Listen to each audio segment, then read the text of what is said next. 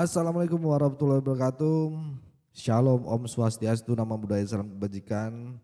Ya, kembali lagi di channel saya ini, Sirait Media bersama saya Leonardo Sirait. Bagaimana kabarnya kalian? Semoga kita semua selalu diberi kesehatan, kemudahan dan kelimpahan rezeki yang dari Maha Kuasa. Oke teman-teman, di video kali ini ya seorang Tarwiyah ya and the gang gitu ya, bikin ulah lagi gitu ya. Mereka turun ke jalan demo tuntut adilin Jokowi dan makculkan Gibran ya kan. Nah ada juga Pitra Ramadhani ya Nasution ya, kasus ijazah Pak Jokowi, dia sebut bahwa hanya mainan dan hiburan. Ditambah lagi tim pemburu ijazah palsu membingungkan. Kemarin bilang UGM, sekarang Pasar Pramuka. Itu Sylvester mengatakan aduh. Dan yang terakhir ada juga Adit Prayitno ya. Ada yang ingin merusak reputasi dan kredibilitas Pak Jokowi melalui isu ijazah palsu. Ya, sebelum kita mulai video ini jangan lupa untuk like, subscribe dan share. Tanpa berlama-lama, mari kita mulai video berikut ini. Ini videonya ya teman-teman ya. Kami tidak buta, kami punya telinga, kami selalu belajar di medsos, kami selalu cari info-info yang benar. Tapi sekarang Allah buktikan, mungkin itu doa para hamba Allah yang didolimi oleh Bapak Jokowi. Sekarang Allah doa. Ini dia bikin ngapain si mak-mak ini ya, aduh malu-maluin gitu ya, Pak polisinya mikirnya begini ya. Dolemannya, buktikan sekarang apa yang terjadi. Ini bukan rekayasa, ini bukan hoax.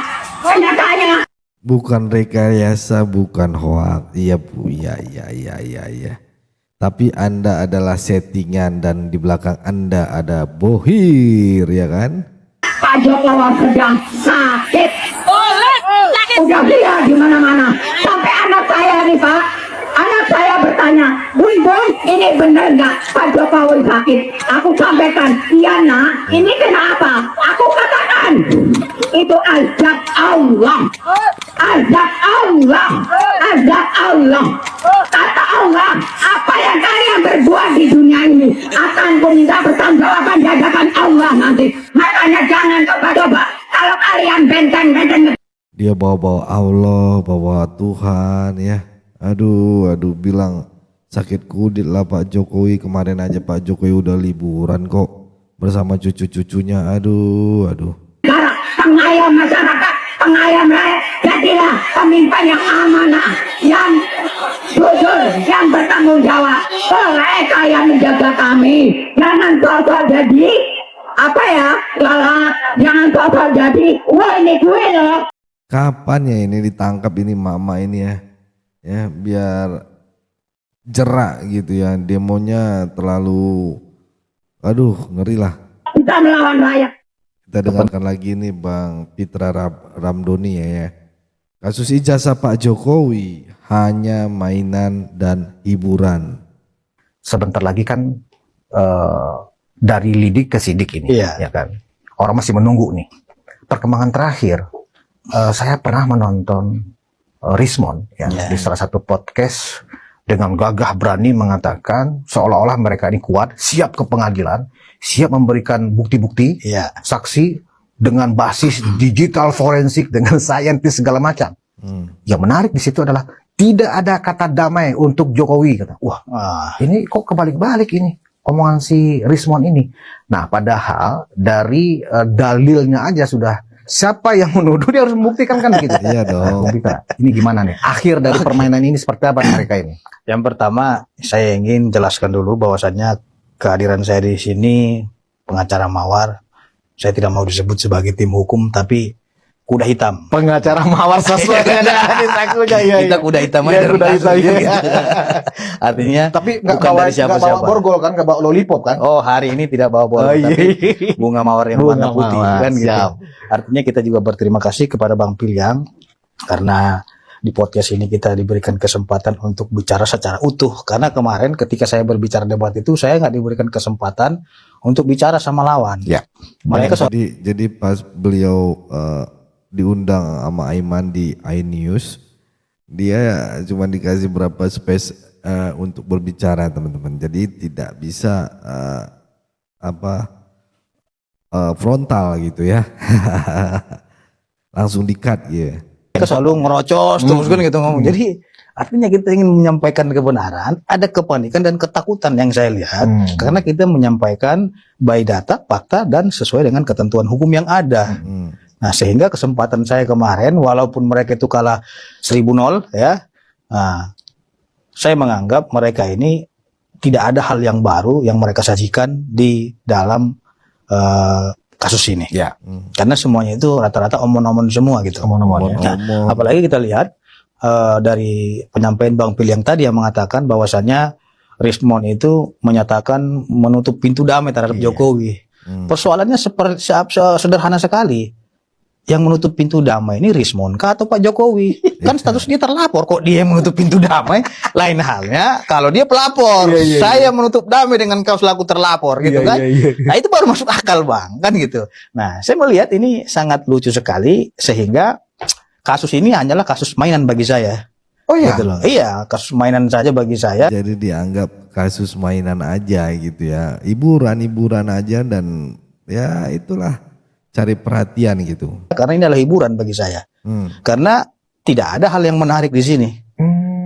Lain halnya kalau memang penelitian itu adalah penelitian yang sahih, penelitian yang memiliki keilmuan kajian ilmiah, dan penelitian yang bisa dipertanggungjawabkan.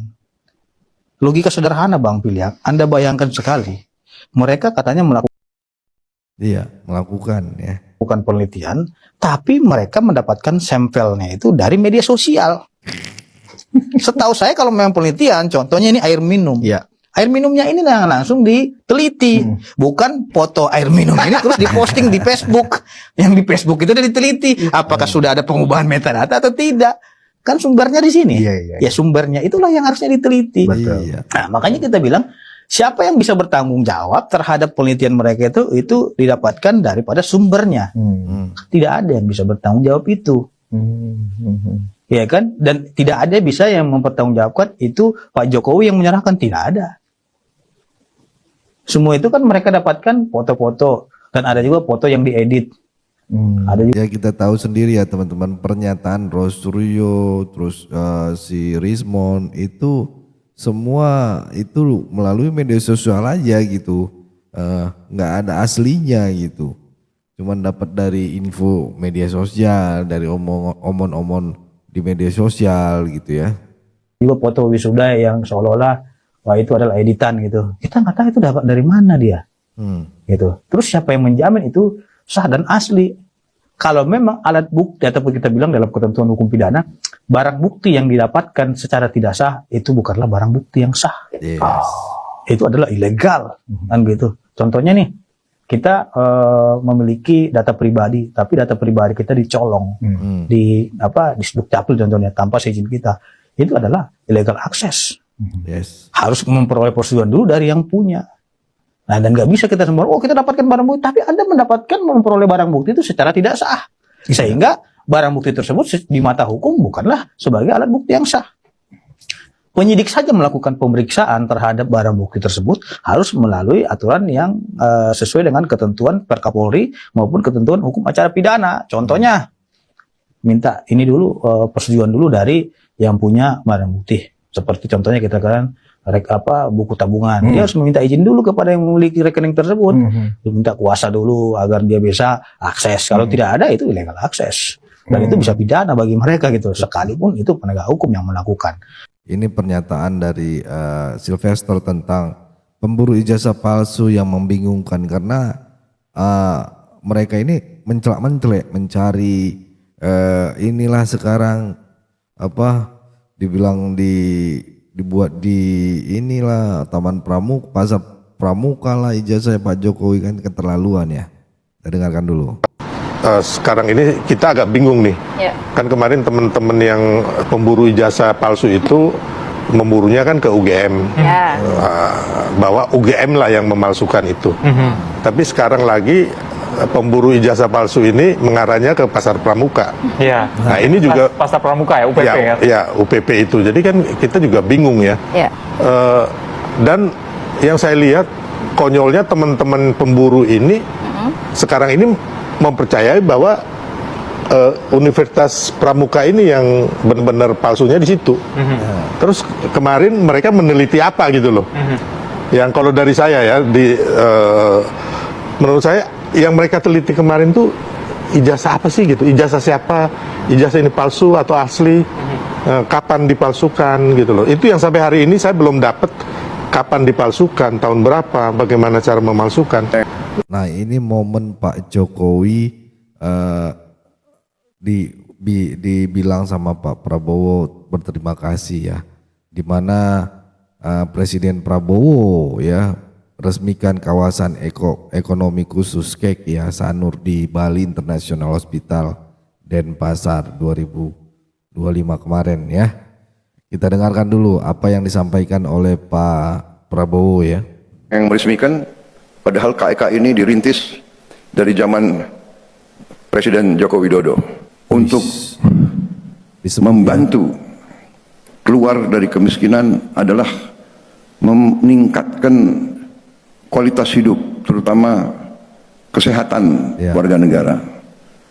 Pengeluaran kesehatan saya kira adalah sesuatu yang mengambil porsi besar dari pengeluaran setiap warga negara. Karena itu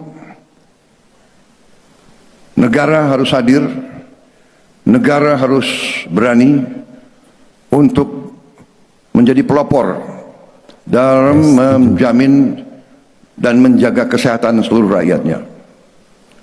Salah satu tugas pokok suatu negara dalam melaksanakan pemerataan kesejahteraan antara lain memberi pelayanan kesehatan yang terbaik yang bisa diberikan kepada seluruh rakyat.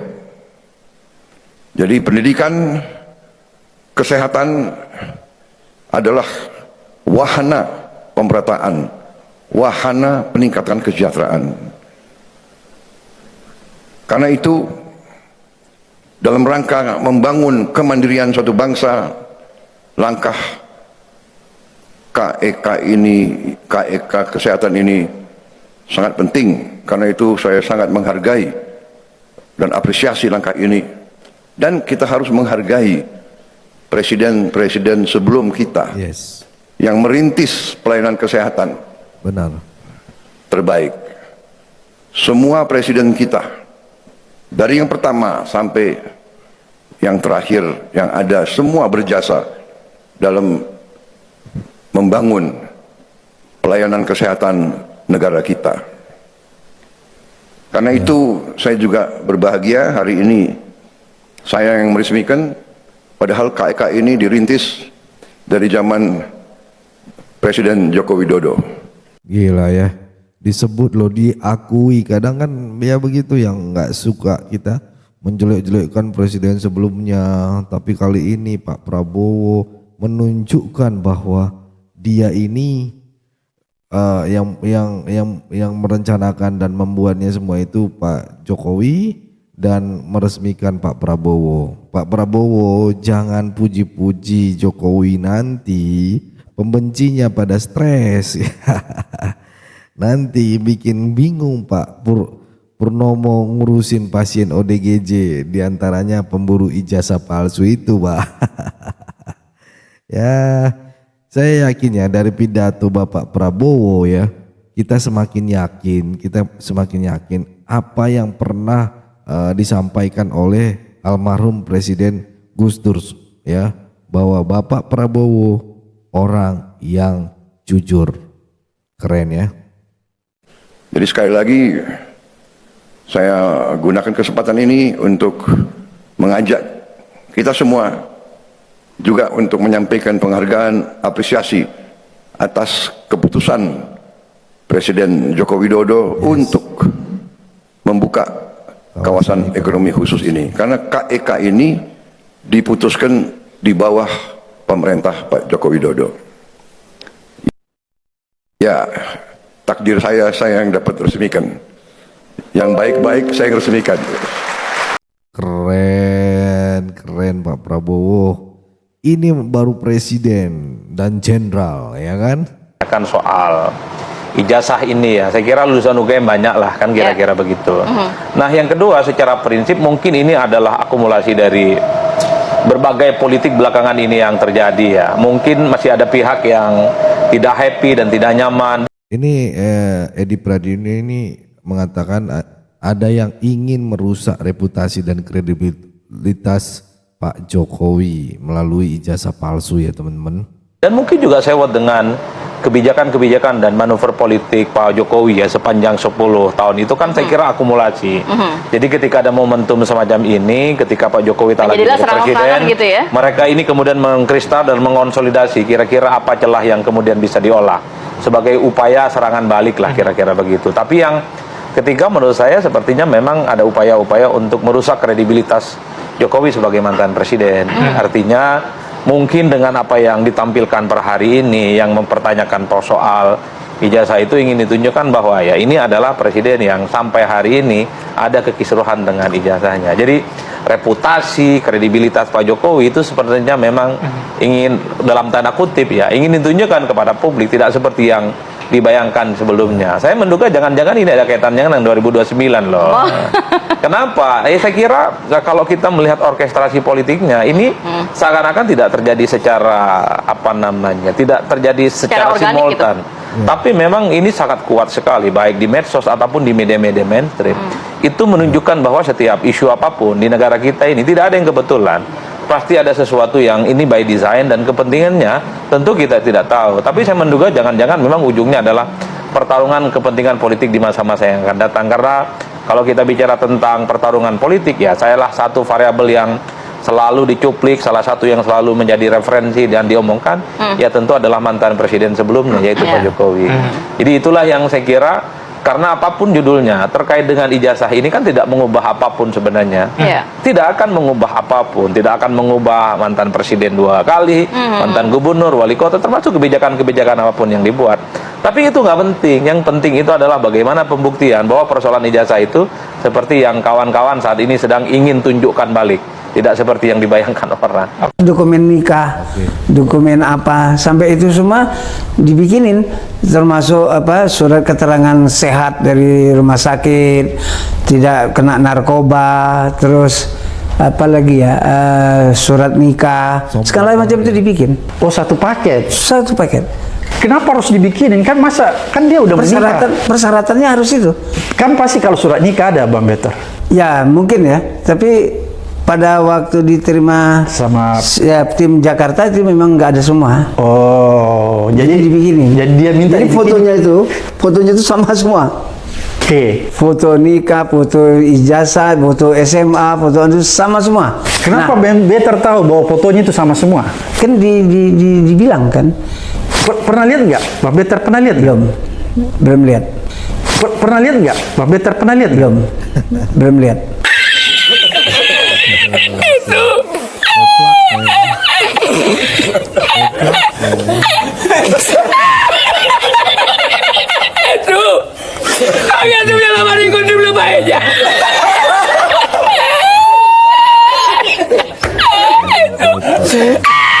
Jadi gini teman-teman ya, ternyata Bentori Suryadi yang kader PDIP ini menyimpulkan semua dokumen pribadi Pak Jokowi palsu hanya berdasarkan katanya. Dia sendiri belum pernah lihat. Ini nih yang bikin malu gitu ya. Mungkin cukup ya sampai di sini untuk video kali ini. Jangan lupa like, subscribe dan share video ini teman-teman. Terima kasih, semoga kita selalu dalam rahmat dan berkahnya. Terima kasih teman-teman. Jangan lupa juga untuk mendukung perjalanan YouTuber Nusantara ke IKN. Teman-teman yang mau support silahkan bantu di nomor yang ada dan nomor rekening yang ada dan juga nomor telepon saya gitu, dan support kita untuk kita bisa menunjukkan bahwa IKN itu berjalan sesuai dengan keinginan dan harapan rakyat Indonesia. Ibu kota dipindahkan. Itu aja dari saya. Saya Leonardo Sirait, mohon undur diri. Bye bye.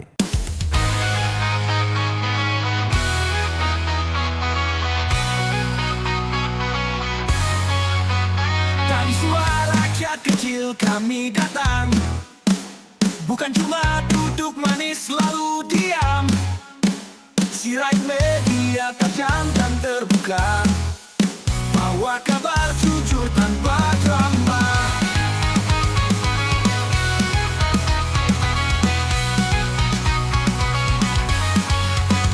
Tanah air ini milik bersama, bukan buat adu domba dan sengketa. Kami lawan fitnah, hoaks, busuk, tak bermoral. Sikap kohir yang cuma mau bikin viral. Suara Jokowi, semangat Prabowo Gibran, dukungan kami untuk Prabowo jalan. Bangun negeri tanpa tipu daya, bersatu kuat itulah senjata. Sirait Media, ayo bersuara.